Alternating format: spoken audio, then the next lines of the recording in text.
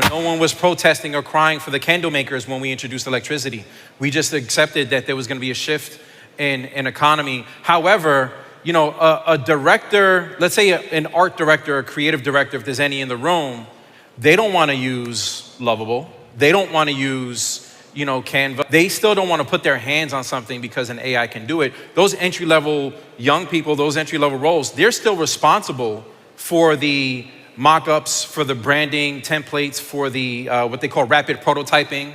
They now have AI tools to get it done in half the time. So before, when you were a graphic designer, you would say, oh, give me 6 weeks to work up this mock-up. Now your boss is going to say you have a weekend to get it done, right? But your art director doesn't want to touch it.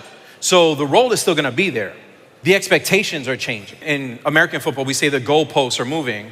So the goalposts are moving.